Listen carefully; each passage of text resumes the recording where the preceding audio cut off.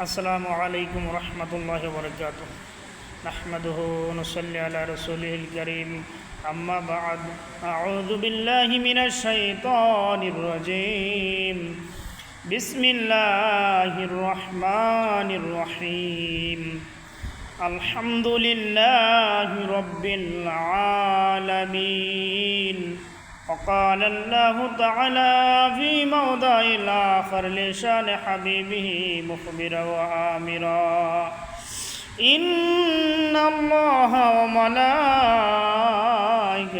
يصلون على النبي يا أيها الذين آمنوا صلوا عليه وسلموا تسليما صلى الله على محمد صلى الله على وسلم صلى الله على محمد صلى الله على وسلم গুনাহগার হয়েছি বলে দিবেন গো মোরে জাহান্নামে মনে কোনো দুঃখ রবে না পাই যদি শাহে মদিনা সাল্লাল্লাহু আলা মুহাম্মাদ সাল্লাল্লাহু আলা ওয়াসাল্লাম সাল্লাল্লাহু আলা মুহাম্মাদ সাল্লাল্লাহু আলা ওয়াসাল্লাম মদিনাতে শুয়ে শুয়ে কান্দেন নবী যারে যার মাফ করে দাও গো আল্লাহ উম্মত আমার গুনাহগার সাল্লাল্লাহু আলা ওয়াসাল্লাম সাল্লাল্লাহু আলা মুহাম্মাদ সাল্লাল্লাহু আলা মুহাম্মাদ সাল্লাল্লাহু আলা ওয়াসাল্লাম। আলহামদুলিল্লাহ, লাখো কোটি শুকরিয়া মাওলার দরবারে, যে মাওলা আশরাফুল মাখলুকাত হিসেবে সৃষ্টির সেরা দুনিয়াতে মুসলমান হিসেবে আখির নবীর উম্মত হিসেবে প্রেরণ করেছেন, সেই জন্য অন্তরস্থল থেকে শুকরিয়া আদায় করি আলহামদুলিল্লাহ। যাই হোক, আলোচনার ধারাবাহিক রক্ষার্থে আমি আপনাদের খেদমতে হাজির হয়েছি সংক্ষিপ্ত আলোচনা নিয়ে আসার জন্য। যাই হোক, ধারাবাহিকভাবে তেলাওয়াতের উপর আলোচনা করছিলাম। তেলাওয়াত পবিত্রতা শেষ, ইমান শেষ, তেলাওয়াতের গুরুত্ব প্লাস কোরআন শরীফের ভিতরে আমরা প্রবেশ করতে যাচ্ছি।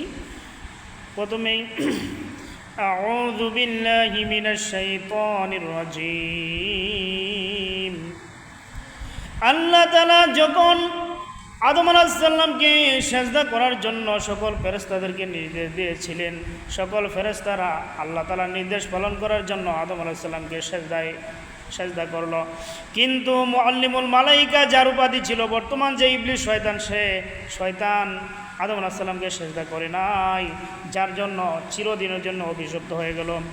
যেই দিন সে অভিশপ্ত হয়ে গিয়েছিল সেই দিন আল্লাহর দরবারে কয়েকটা বিষয় আরজ করলো, আল্লাহ ইন্নাল্লাহা লা ইউখলিফুল মিআদ, আপনি তো অঙ্গীকার ভঙ্গ করেন না। আমি যেহেতু মান পরিমাণ ইবাদত করেছি, পৃথিবীর বুকে এমন কোনো জায়গা নাই আমার সেজদা পড়ে নাই, এই জন্য আমার ইবাদতের বিনিময় আপনি দিয়ে দেন। আল্লাহ তাআলা বললেন, তুই কি চাস? সে বলল, আমি দীর্ঘ হায়াত চাই, আর যে আদমের জন্য ধ্বংস হয়েছি সেই আদমের রক্তের শিরায় শিরায় যেন প্রবেশ করতে পারি সেই ক্ষমতা দিতে হবে। তখন আল্লাহ তাআলার অঙ্গীকার ঠিক রাখার জন্য আল্লাহ তাআলা এই শয়তানের কথা রাখলেন, আল্লাহ তাআলা এই ক্ষমতা দিয়ে দিলেন। কিন্তু আল্লাহ তাআলা শয়তানকে এই ক্ষমতা দিয়েছেন, আবার শয়তান যেন আদমের ভিতরে প্রবেশ করতে না পারে সেই জন্য আল্লাহ তাআলা মেডিসিন ওষুধ দিয়েছেন, ব্যবস্থা করে রেখেছেন। সেটা হলো বান্দা যখন আউযু বিল্লাহি মিনাশ শাইতানির রাজিম পড়বে, শয়তান দূরে চলে যাবে, শয়তান কাছে আসতে পারবে না। সেই জন্য কালামুল্লাহ শরীফ তেলাওয়াত করার আগে আউযু বিল্লাহি মিনাশ শাইতানির রাজিম বলতে হয় যে আল্লাহ তাআলার কাছে বিতাড়িত শয়তান, প্রতারিত শয়তানের কাছ থেকেই আমি আল্লাহ তাআলার কাছে প্রার্থনা করছি, আশ্রয় চাচ্ছি। এটার অর্থ হচ্ছে এরকম। আর আবার যখন বিসমিল্লাহির রহমানির রহিম বলবে, আল্লাহ তাআলা করুণাময় মহান মালিকের নামে আমি শুরু করছি, ওইগুলা বলে আল্লাহ তাআলার কালামুল্লাহ শরীফ যখন তেলাওয়াত করতে যাবে, আল্লাহ তাআলার পবিত্র কালামুল্লাহ শরীফের 114টি সূরার মধ্যে সর্বপ্রথম সূরা হলো সূরাতুল ফাতিহা। আর সূরাতুল ফাতিহাকে বলা হয় উম্মুল কোরআন, কোরআনের মা, কোরআনের জননী।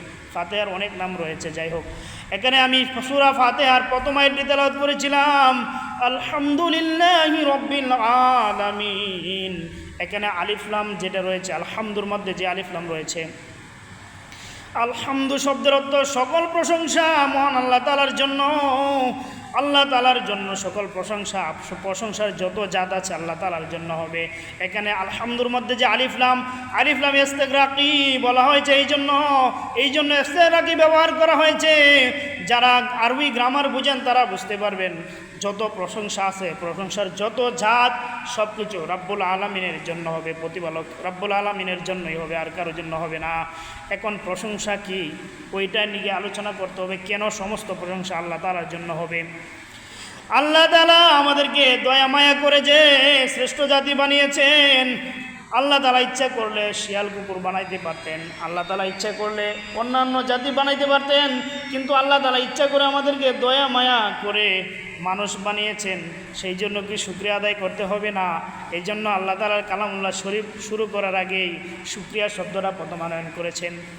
শুকরিয়ার প্রতি গুরুত্ব দেওয়ার জন্য, বান্দাদেরকে শিক্ষা দেওয়ার জন্য আলহামদু শব্দটা প্রথম আনয়ন করেছেন, যে সমস্ত প্রশংসা একমাত্র আল্লাহ তাআলার জন্যই হবে। কেন সমস্ত প্রশংসা আল্লাহ তাআলার জন্য আদায় করতে হবে, ওইটা ধারাবাহিকভাবে ইনশাআল্লাহ আপনাদের সামনে উপস্থাপন করব। সমস্ত প্রশংসাই কেনই বা আল্লাহ তাআলার জন্য হবে, এটার পিছনে অনেক হিকমত, অনেক রহস্য রয়েছে। যাই হোক, আল্লাহ তাআলা আমাদেরকে ওই সামনে আগানোর জন্য তৌফিক দান করুক। ওমা তৌফিক ইল্লা বিল্লাহ। আসসালামু আলাইকুম ওয়া রাহমাতুল্লাহ।